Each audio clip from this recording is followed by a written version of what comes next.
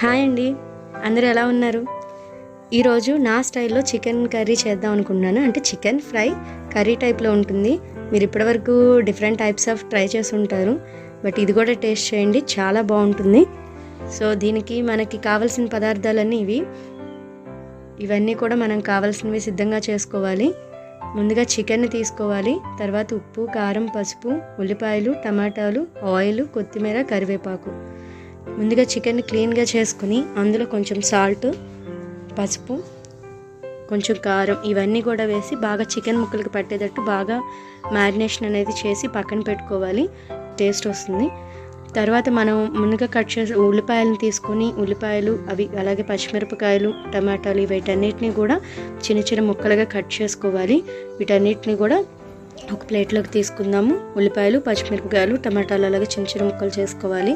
ఇప్పుడు కడాయి పెట్టి అందులో మనం ముందుగా మ్యారినేట్ చేసి పెట్టుకున్న చికెన్ వేసేయాలి వాటర్తో సహా.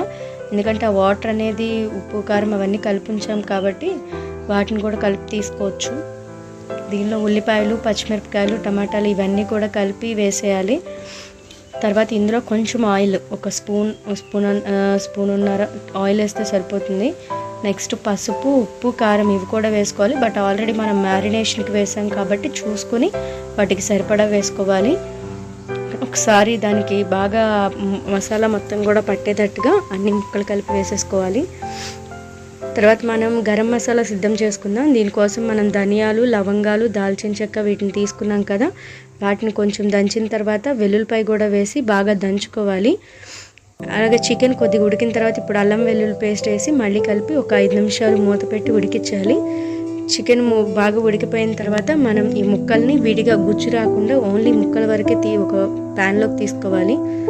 తర్వాత ఒక కడాయి పెట్టి అందులో ఆయిల్ వేసి ఆయిల్ కొంచెం బాగా హీట్ అయిన తర్వాత ఈ విడిగా తీసుకున్న ముక్కలు ఉన్నాయి, ఈ ముక్కలన్నింటినీ కూడా వేసేసి బాగా ఎర్రగా వేపుకోవాలి. ముక్కలన్నీ కూడా ఒకేసారి కాకుండా కొంచెం నిదానంగా వేస్తూ ఒక్కొక్క దాన్ని కూడా పెద్ద ప్యాన్ తీసుకుంటే మీకు ఈజీగా ఫ్రై అవుతుంది. ప్రతి ముక్క కూడా బాగా వేగుతుంది. సో ముక్కలన్నీ కూడా బాగా వేగిపోవాలి. ఇలా గోల్డెన్ బ్రౌన్ కలర్ వచ్చిన తర్వాత వీటిలో మనం విడిగా తీసి పెట్టుకున్న గుజ్జు ఉంది కదా, ఆ గుజ్జును కూడా వేసేసి మొత్తాన్ని కూడా బాగా వేగేటట్టుగా బాగా వేసి కలుపుకోవాలి. సో ముక్కలన్నీ కూడా గుజ్జు పచ్చివాసన పోయే వరకు మనం ఆల్రెడీ ఉడికించేసాం, బట్ ఫ్రై టేస్ట్ రావాలి కాబట్టి గుజ్జు కూడా బాగా వేగే వరకు బ్రౌన్ కలర్ వచ్చే వరకు వేయించుకోవాలి. సో ఇలా బాగా కలుపుకున్న తర్వాత ఇప్పుడు మనం సీక్రెట్ ఇంగ్రీడియంట్ కరివేపాకు, చికెన్కి బాగా టేస్ట్ వస్తుంది. సో ఇది వేసి వేపుకోవాలి. తర్వాత మనం బదలు చేసుకున్న జీడిపప్పును కూడా అవి కూడా వేసేసి బాగా కలుపుకోవాలి. పొడి మసాలా కూడా వేసేస్తాం. వేసి బాగా కలుపుకుంటే గుమగుమలాడే చికెన్ ఫ్రై రెడీ అయిపోయినట్టే కర్రీ స్టైల్. సో దీన్ని మనం ఒక గిన్నెలోకి తీసుకుని మొత్తం కూడా చూసారా పొగలు వస్తే ఎంత కలర్ఫుల్గా ఉందో. సో దీన్ని కొత్తిమీరతో గార్నిష్ చేసుకుంటాం. అంతే, గుమగుమలాడే curry type chicken fry ready. So ఒకసారి టేస్ట్ చేయండి, టేస్ట్ చేసి చూడండి, మీకు తప్పకుండా నచ్చుతుంది.